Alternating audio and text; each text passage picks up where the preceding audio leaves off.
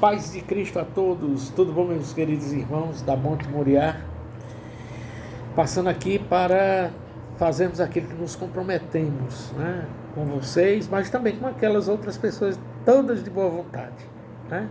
Aos que não me conhecem, lógico que a Monte Moriá me conhece, eu sou o pastor Ronaldo. Estamos aqui para fazermos aquilo que nos comprometemos na primeira gravação, de trazermos o estudo do livro de Hebreus para nós. Para os irmãos de nossa congregação, os que não podem ir na doutrina, porque trabalham à noite, na semana. Também por aqueles que também têm uma idade um pouco mais avançada, não tem condição de ir só, né? Dependem de outros e assim não se fazem presente, mas também por aqueles que não são da igreja, mas que gostam de estudar a palavra de Deus e se interessaram em acompanhar-nos o estudo que nós estamos fazendo do livro de Hebreus, ok? Semana passada nós tivemos o fim do capítulo 1. Hoje vamos na introdução do capítulo 2 de Hebreus, né? Não a introdução, é daquilo que nós nos comprometemos, né? Nós vamos estudar por etapa, né? O capítulo 2, a primeira etapa do capítulo 2, que vai dos versículos de 1 a 4, e eu quero ler para você, mas antes vamos orar. Eterno Deus, nos abençoa, nos faz compreender a Tua palavra, retira de nós tudo que atrapalha a compreensão, o discernimento, e assim, Senhor, ao aprendermos a Tua palavra, coloquemos em prática no nome de Jesus. Ok? Pronto para ler comigo? Abriu a tua Bíblia? Muito bem. Diz assim: por esta razão, capítulo 2, versículo 1 em diante. Por esta razão, importa que nos apeguemos com mais firmeza às verdades ouvidas, para que delas jamais nos desviemos. Se, pois, se tornou firme a palavra falada por intermédio dos anjos, e toda transgressão ou desobediência recebeu o justo castigo, como nos escaparemos nós se negligenciarmos tão grande salvação, a qual, tendo sido anunciada inicialmente pelo Senhor, foi-nos depois confirmada pelos que ouviram, dando Deus testemunho juntamente com eles por sinais, prodígios e vários milagres e por distribuição do Espírito Santo, segundo a sua vontade. Até aqui. Quero começar dizendo que o capítulo 2 tem uma finalidade espetacular, magnífico para os crentes.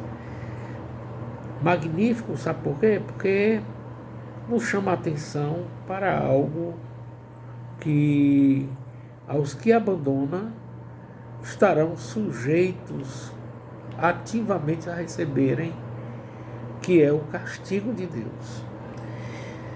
Mas aqui o livro de Hebreus, ele vai muito mais do que apenas esta consciência.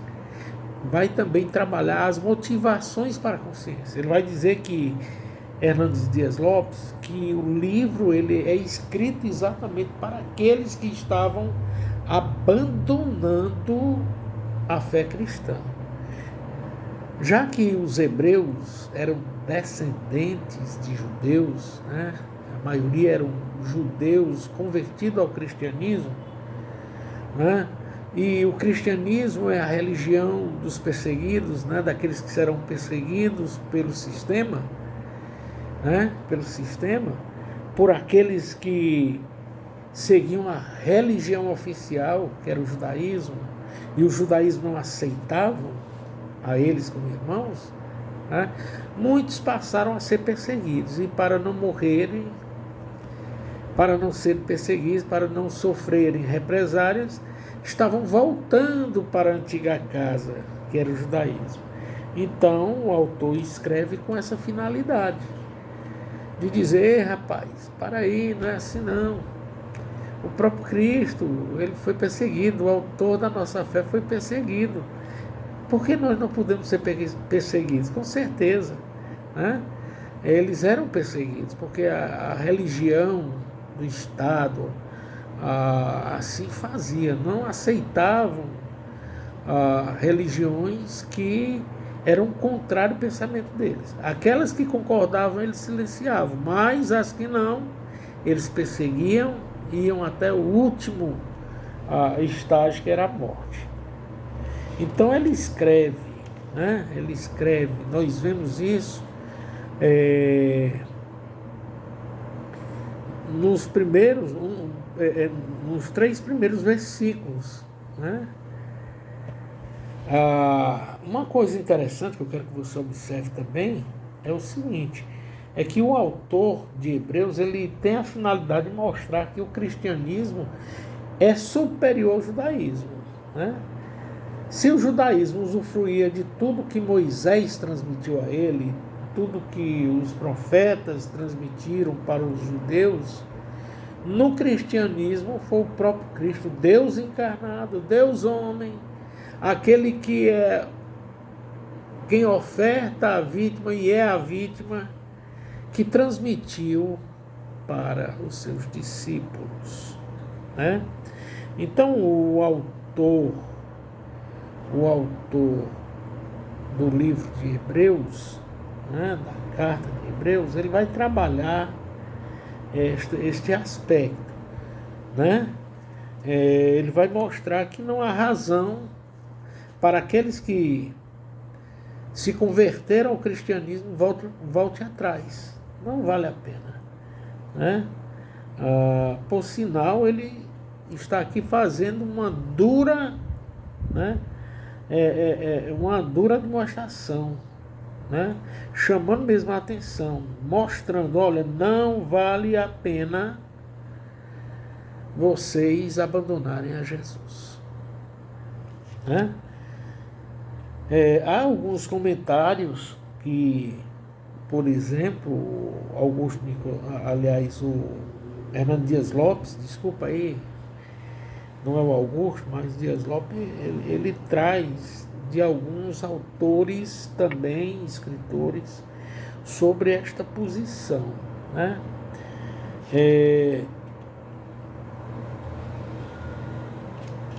Eu não sou muito bom em inglês, em espanhol arranho um pouco, né? Não sou bom em inglês, não sou bom em alemão, mas ele traz aqui alguns testemunhos a respeito de tal. E eu quero ler aqui por exemplo, de William Barclay, né, que diz, ele explica, né, que nessa passagem que nós lemos, de 1 a 4, explica que na passagem a preço, o autor de Hebreus mostra 3 formas em que a revelação cristã é a única. Uma é a única em sua origem, ela provém do próprio Jesus. Quem escreveu certamente acompanhou a vida de Jesus, viu de perto, viu a morte, o sofrimento, morte, viu ele ressuscitado e certamente também presenciou a ascensão dele. 2. É a única pela sua transmissão. Ele chegou até nós até nós de primeira mão por meio dos apóstolos, ou seja, por meio daqueles que ouviram do próprio lábio de Jesus. Você há de convir que quem escreveu o Novo Testamento foram os apóstolos, né? Foram os apóstolos que escreveram. Mas os apóstolos pertenceram à escola apostólica de Jesus, né? A escola que Jesus fundou. O seminário, né? O seminário teológico de Jesus. Então, tudo que eles ouviram do próprio mestre, tudo que eles acompanharam do próprio mestre, eles fizeram questão de colocar nos livros, né? Isto, os evangelhos, os 4 evangelhos. Talvez você diga aí, mas como é que pode?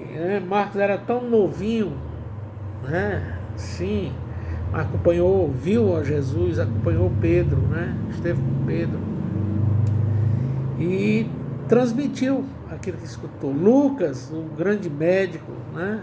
Jesus, o grande médico, ele também viu, presenciou, escreveu, testemunhou. E todos os livros que nós temos da Bíblia, né?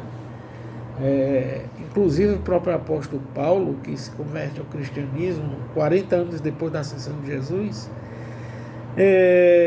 mesmo tendo não participado naqueles momentos da caminhada de Jesus com os apóstolos, discípulos e apóstolos, perdão, ele alcançou Jesus, é por isso que ele vai dizer que ele é o último dos apóstolos de Jesus, o último, viu? Questione os apóstolos de hoje, pergunte se eles presenciaram a caminhada de Jesus, se eles presenciaram a vida, a morte e a ressurreição de Jesus, estavam lá, porque esse é o critério, né? Este é o critério para quem é apóstolo. Não há outros critérios, há poucos critérios. Ter ouvido, ter presenciado e testemunhado, né? 3, ele diz que a única é única em sua eficácia. O Evangelho é a boa notícia de Jesus, traz a salvação ao pecador, por meio da fé. A fé vem pelo ouvir, o ouvir da palavra de Deus, vai dizer Paulo aos Romanos. É por isso que ele vai dizer, quem pregará se não forem enviados, né? Como ouvirão o povo se não há quem pregue, né? Felizes são os pés dos que anunciam as boas notícias. Pois é. Então, nós vemos estes 3 aspectos interessantes que William Barclay ele vai falar, né? E agora, irmãos, de uma forma muito sucinta, vamos aqui para o que nós nos propusemos, né? Primeiro, o Evangelho ele é supremo e importante para a nossa vida. Somente por meio do Evangelho, das boas notícias, nós conseguimos compreender que o Antigo Testamento, que era a sombra do que haveria de vir, aconteceu. A palavra de Deus narra, por exemplo, a encarnação de Jesus, a palavra de Deus lá no Antigo Testamento. Isso é o Antigo e o Novo. Ambos têm importância para Deus. Se no Antigo Testamento se falava daquele que haveria de vir, Jesus, o Novo Testamento vai testemunhar, Jesus veio, né?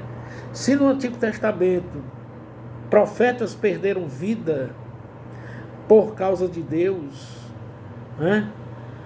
Repudiaram o paganismo por causa do único vivo, eterno Deus e Senhor, e que prometeu um Salvador. Isto aconteceu em Jesus. Então, tanto o Antigo Testamento como o Novo Testamento tem o seu papel, sua significância. O papel, por exemplo, no Antigo Testamento, que quando falamos Antigo Testamento, queremos nos referir à lei, ou à lei ao Antigo Testamento, o papel dele é conduzir Cristo, né?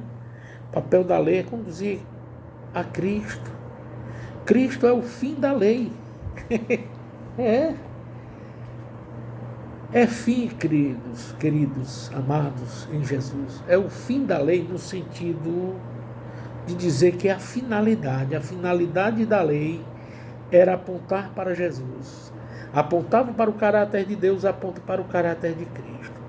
Apontava para os desejos de Deus, aponta para os desejos de Cristo. Está entendendo? É sempre assim. No Antigo Testamento nós podemos dizer, estamos concordemente com Augusto Nicodemos também vai dizer isso, mas principalmente Hernandes Dias Lopes, que nós estamos estudando, e ele nos traz o testemunho, né? Nós devemos entender que ambos têm a sua importância, a sua significação, né? Só que a lei apenas apontava aquele que viria, o Cristo encarnado, Deus, o Emanuel, né? Deus conosco. Já no Novo Testamento, os apóstolos vivenciaram com aquele que tinha sido prometido, né? Aquele de que Simeão mais tarde irá dizer: agora os meus olhos viram o Senhor, despede-me em paz. Né?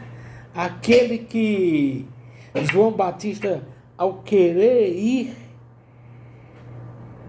até ele foi até João Batista, e João Batista dizia que não era digno nem desatar as alpacas dele. Ele está presente na caminhada de João, motivando para dizer, testemunhando: João, mesmo que você parta por ser o precursor, anunciar as verdades, as minhas verdades, saiba que vai em paz. Seu canto é glorioso, é garantido. Está entendendo, queridos? Então nós não podemos de maneira nenhuma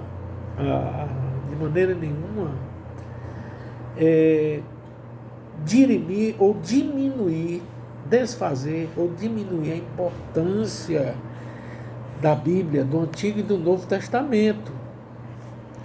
Ok? É muito importante termos estas verdades que estão implícitas muitas vezes. Segundo, queridos, nós queremos aqui trazer os versos 2 e 3, a parte A do verso 3.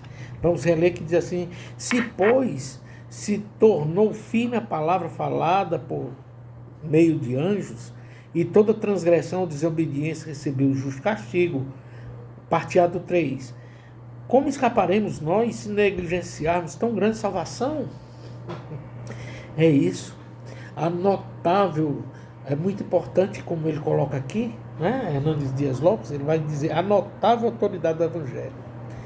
Com certeza a lei foi falada por meio dos anjos. Atos 7,38 e Gálatas 3,19. Tornou-se firme a ponto de toda transgressão, desobediência a ela, ser passível de justo castigo. As palavras gregas que estão lá no original, né? Parabás e paracon, que é do grego, significa transgressão e desobediências. Respectivamente significam cruzar a linha, transgredir, desertar e ouvir com desrespeito. O justo castigo foi para aqueles que cruzaram a linha, transgrediram, desertaram a fé e ouviram com negligência a palavra anunciada pelos anjos. É isto mesmo, é isto que nós estamos dizendo. Novamente, Hernandes Dias Lopes, ele traz aqui as palavras escritas de Kirstenmark. Transgredir a lei divina resulta em retribuição justa. Cada violação é maligna. Cada ato de desobediência é uma afronta a Deus. E ainda diz mais: o Evangelho falado por Cristo, transmitido pelos apóstolos, tem maior autoridade ainda, pois oferece maior salvação. Logo, o castigo para aqueles que negligenciam é mais severo, pois quanto maior a dádiva, maior a responsabilidade. Um outro comentário interessante que o Hernandes Dias Lopes traz, né, no seu livro, é de Fritz Laubach, né? Ele diz que quem se subtrair à palavra de Deus, quem se rebela contra a vontade de Deus, quem transgride propositalmente a ordem de Deus é atingido pelo castigo justo de Deus. É atingido pelo castigo justo de Deus no tempo e numa proporção que estão reservadas exclusivamente ao arbítrio de Deus. O julgamento de Deus não precisa suceder imediatamente à transgressão do ser humano, mas com certeza o atingirá. Baseado em Gênesis, capítulo 15, versos 13 a 16, e capítulo 44, 16, né?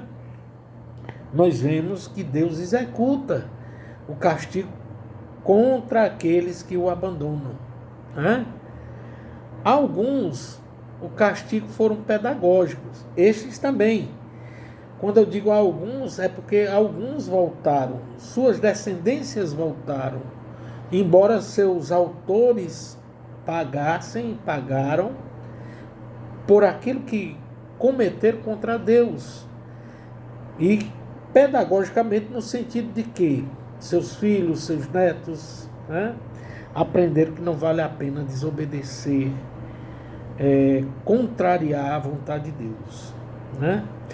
Mas nós podemos ver vários comentários que o reverendo Hernandes ele traz aqui, mais um interessante, Stuart Olliott, que diz: com razão é que a própria grandeza do evangelho que torna a apostasia um perigo. Vou ler: com razão que a própria grandeza do evangelho que torna a apostasia em perigo, dar as costas para qualquer outro sistema religioso é afastar-se de uma ideia humana. Mas com o evangelho não é assim. Deus falou. Sua palavra final à humanidade se encerra em seu Filho. Dar as costas, preste atenção, dar as costas, portanto, para o evangelho é desprezar a maior e poderosa, a maior pessoa do universo, Jesus Cristo, o maior de todos os profetas, o grande sumo sacerdote, o Rei dos Reis, o único em que há salvação. Daí a pergunta, a parte A do versículo 3, que diz: como escaparemos nós se negligenciarmos tão grande salvação? É irrespondível, segundo Hernandes Dias Lopes. Não tem palavras que justifiquem. Como é que nós vamos abandonar aquilo que Deus nos deu, a salvação? Aí nós dizemos: ou a pessoa que abandona é masoquista, ama o pecado, o castigo, o sofrimento, geralmente os ímpios são assim. Ou então se abraça esta salvação irresistível de Cristo. Nada justifica quem se afasta de Cristo. Uma única palavra nós temos a dizer: ou é um eleito ou não é um eleito, ou é um salvo ou não é um salvo. A parte 3A nos leva também a pensarmos o seguinte: que a salvação não é conquista do homem mediante a obediência à lei, mas é uma oferta da graça adquirida por Cristo na cruz. Na verdade, queridos, nós sabemos muito bem disto, é que nós não estávamos e nem estamos à altura nós mesmos de cumprir a lei de Deus. Tiago vai dizer que dos 10 mandamentos você cumprir 9, Estou parafraseando aqui o que ele fala, Quem diz que vive da lei, e erra por uma só, se torna réu de todas, de toda a lei. Então nós não tínhamos condição, em hipótese alguma, de cumprir a lei. Mas o grande mistério de Deus da salvação é a sua graça. O mistério revelado, a graça dele. E a graça está sintetizada em Jesus. É Jesus que opera em nós, do início ao final, a salvação. Não há nenhum mérito nosso. Não há nenhum mérito nosso. Eu gosto muito daquilo que fala Isaías 64:6, que a nossa justiça são como trapos imundos. A nossa justiça são como trapos imundos. Então, como bem diz, a respeito da grande salvação, ela não foi e jamais será por mérito nosso, a não ser a graça. Muitas vezes não sei se você se recorda, nós perguntamos retoricamente o que é a graça. A graça é o favor imerecido de Deus para conosco. Aí nós justificamos, antes nós íamos para o inferno, agora a graça nos alcançou, nos levando até Deus, nos dando a salvação. Pois é isso mesmo, queridos. Eis a razão da parte A do versículo 3. Como, pois, nós seríamos capazes, o que justificaria a nós algo que abandonássemos, né? O que venhamos abandonar a salvação? Nada. Agora existe um perigo: a negligência. A negligência. Nós não podemos ser negligentes. A salvação nos foi dada.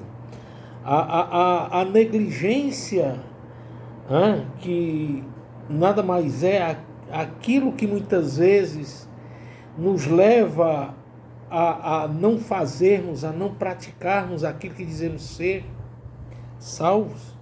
Isso aqui é o perigo, quando nós na prática fazemos o contrário, agimos como não salvos. Isso é negligenciar. Por sinal, aqui o nosso irmão Hernandes Dias Lopes, ele diz algo interessante. A palavra negligência traz também a ideia de menosprezo. Negligenciar é menosprezar a própria palavra de Deus. E aqui eu quero chamar a atenção. A palavra escrita é a palavra de Deus, mas a palavra encarnada, Cristo, o que Ele fez por nós, né? Fazemos pouco caso àquilo que Ele fez por nós, o sacrifício, a morte que era minha morte, que Ele morreu por ela, o meu sofrimento que era meu sofrimento, Ele sofreu por mim e por você. Então não podemos negligenciar, fazermos pouco caso daquilo que Deus nos deu. É algo que Ele nos ofereceu, é algo que Ele nos ofertou, sem cobrar qualquer coisa que tivéssemos, porventura, que praticar para sermos salvos, como se estivéssemos barganhando. Ele não pediu nada disso, Ele não trocou, Ele nos deu, nos ofertou gratuitamente em Jesus. E para encerrarmos, queridos, há algo interessante aqui que ele trabalha, o Hernandes Dias Lopes, quando ele diz aqui: a poderosa confirmação da palavra do Evangelho.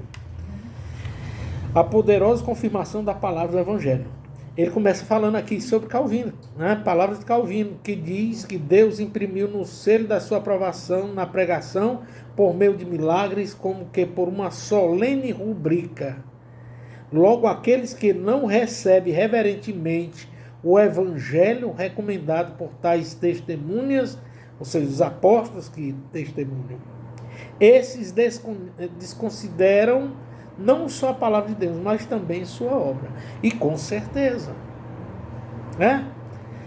Aí deixamos uma palavra para aqueles que gostam de negligenciar com a palavra de Deus.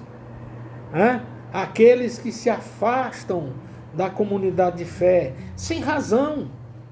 Alguns que tentam subornar a si próprio, sabotarem a si mesmo, quando dizem assim: eu não vou para a igreja porque eu não gosto do fulano, eu não gosto do Beltrano, eu não gosto do pastor, eu não gosto disso, eu não gosto. Estão se subornando. Meus queridos, a igreja é o lugar onde se congregam os santos. A igreja é o lugar onde se congregam os santos e pecadores. O nosso foco na igreja não deve ser as pessoas, devemos sim participar da comunhão, daqueles que dizem que têm a mesma fé, que testemunham a mesma fé de Jesus, que também têm os mesmos ideais que Jesus deixou para a sua igreja. é a comunhão. É o lugar onde nós também sentimos o prazer. A igreja é o lugar onde sentimos o prazer de estar adorando o Senhor, mas também o prazer em termos os nossos irmãos conosco.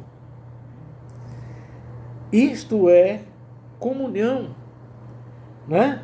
A palavra de Deus, ela é muito enfática, né? Quando diz que a palavra de Deus, né, ela mesma testemunha acerca dela, né?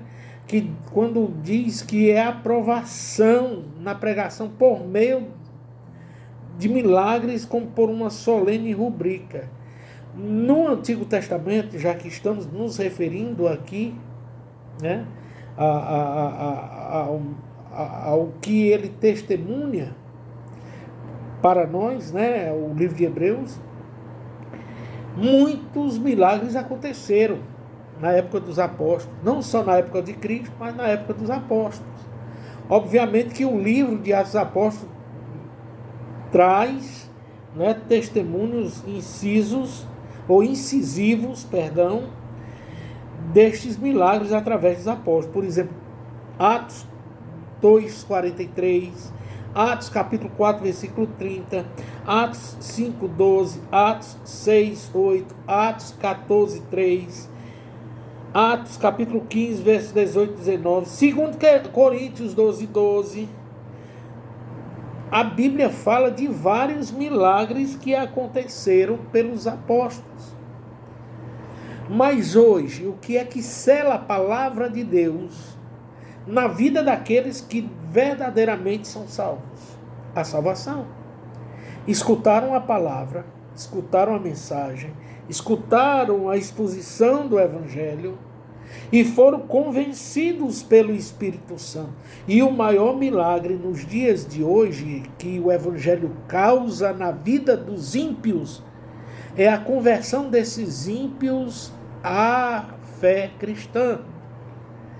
É em eles dizerem, testemunharem: antes eu fazia isso que era contra Deus, antes eu vivia de tal forma que eu era inimigo de Deus, antes eu praticava tal coisa que vai contra os princípios cristãos, vai contra a moral e a ética cristã.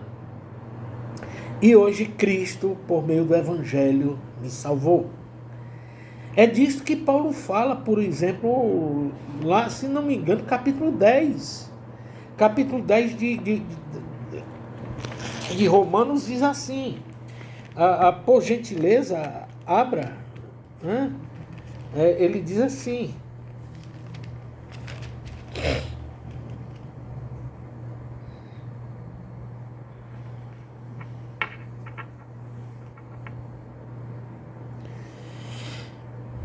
pois não há distinção entre judeus e gregos. Romanos 10, verso 12 diante. Pois não há distinção entre judeus e gregos, uma vez que o mesmo é o mesmo Salvador de todos, rico para com todos os que o invocam. Porque todo aquele que invocar o nome do Senhor será salvo. Como, porém, invocarão aqueles em quem não creram? E como os crerão naqueles de quem nada ouviram? E como ouvirão se não há quem pregue? E como pregarão se não forem enviados? Como está escrito: quão formosos são os pés dos que anunciam as boas novas, ou as boas notícias. Palavra de Deus. Então o maior milagre é a conversão, quando aqueles que escutam o Evangelho convertem seu coração de pedra em coração de carne. Converte seu coração, a sua vida, o seu jeito de vida. Converte a vida anterior para a nova vida em Cristo.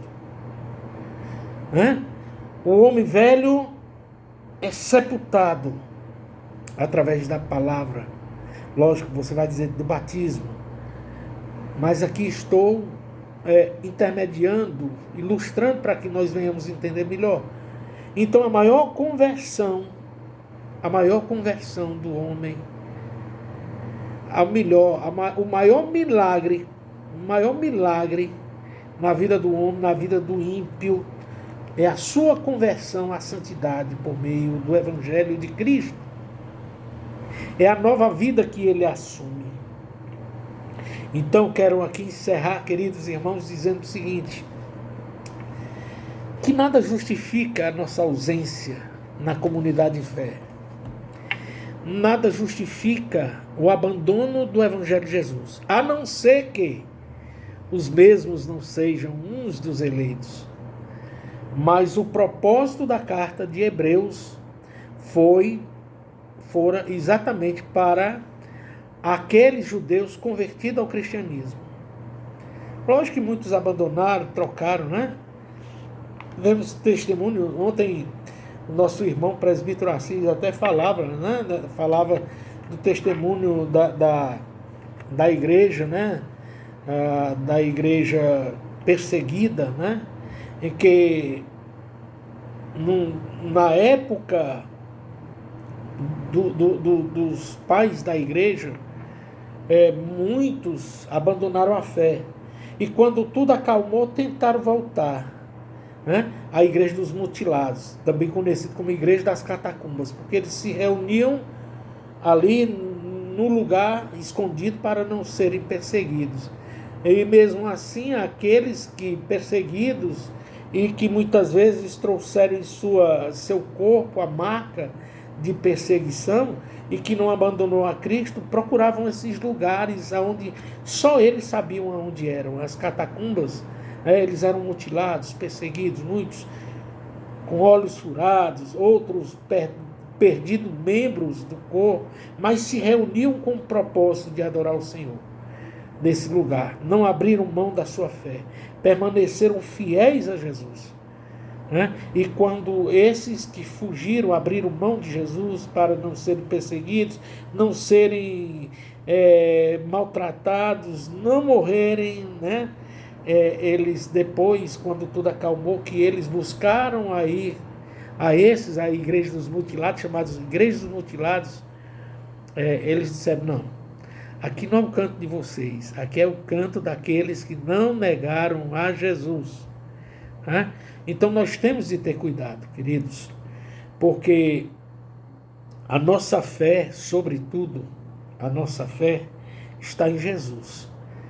E Jesus, em momento algum, ele não conscientizou, em momento algum ele deixou de conscientizar aos seus discípulos. Ele disse que os seus discípulos seriam perseguidos, sofreriam perseguições, seriam mortos, iriam nas sinagogas, iriam ser expulsos das sinagogas por causa do nome dele. Então Cristo em momento algum mentiu. O seu evangelho, a sua palavra não mente. Evangelho de sentido boas notícias. Então nada justifica a nossa ausência, ou a ausência do crente, a sua comunidade de fé. Coloque em prática aquilo que está em Hebreus 10, 25. Coloque em prática aquilo que está em Hebreus 10, 25. Vou ler para você. Ok? Que diz assim, olha: não deixemos de congregar-nos. Estamos estudando Hebreus, tá? Não deixemos de congregar-nos, como é costume de alguns. Antes, façamos admoestações, e tanto mais quando verdes que o dia se aproxima. Saiba, queridos, Cristo, o seu retorno, a sua segunda vinda, está próximo, muito próximo. E um dia estaremos com Ele para sempre. A morte não mais existirá. O sofrimento não mais existirá. As lágrimas do nosso rosto serão enxugadas. Seremos consolados, porque estaremos com Ele para sempre.